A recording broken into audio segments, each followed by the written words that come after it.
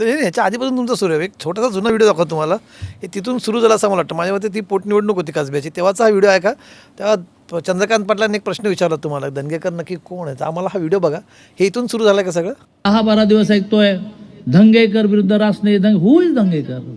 एक नगरसेवक. म्हणजे ते होईस धंगेकर. त्या दिवसापासून ते लय चिडले होते माझ्यावर. बरं. आता एक तर ते कोल्हापूरवरून पुण्यात आले. हं. आम्ही कधीच नाही म्हणले परकेत. आम्ही आजपर्यंत बोलत नाही आणि आत्ताही बोलत नाही. पण तुम्ही ज्या पद्धतीनं एवढं रागात तुम्ही माझ्यावर तुम्ही करताय, तुम्ही कुठली यंत्रणा माझ्यावर वापरली, आता ह्याच्या पलीकडची बी यंत्रणा त्यांनी माझ्यावर वापरले, पण ते आता मी कुठली इथं आहे? बोलू तुम्ही शकतो. बोला ना.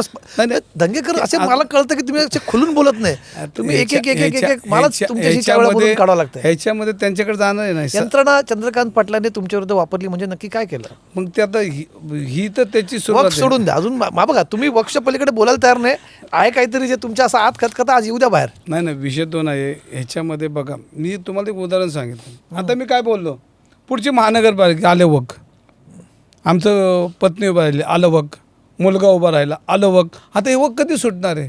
एकदा तुम्हाला सोक्षमोक्षाला मी चोरी केली ना असं तुम्हाला वाटतं ना, तुम्ही कायदेशीर लढाई लढा. तुम्ही माझं सगळ्या गोष्टी तुम्हाला ज्या वाटतात त्या करा. तुम्ही केल्यात, ते केल्यात. आता त्यात काय राहिलं ना, तुम्ही आम्हाला सांगा की हे तुम्ही पूर्ण करा की ही जागा वकची एका दिवसात आम्ही देऊन टाकू. जैन मंदिर दिलं तसं देऊन टाकू. नाही नाही, हा माझा मुद्दा परत आहे की तुम्हाला चंद्रकांत पाटील तुम्हाला यंत्रणा वापरल्या त्याच्याबद्दल तुम्ही बोला ना. हा मग आता विषय हे जे थांबवण्याला यंत्रणाच वापरले ना. म्हणजे कुठल्या चंद्रकांत तुम्ही जेव्हा नाही तुम्ही फार गंभीर आरोप करताय. तुम्ही लोकप्रतिनिधी राहिला आहात, तुम्ही आमदार राहिलेला आहात. तुम्ही एक सांगा की जेव्हा तुम्ही म्हणतात की माझ्या विरुद्ध चंद्रकांत पाटलांनी यंत्रणांचा वापर केला, म्हणजे नक्की चंद्रकांत पाटलांनी काय केलं? बरं, आता वकचा जे नोटीस येतात, आताची वक नव्हताच.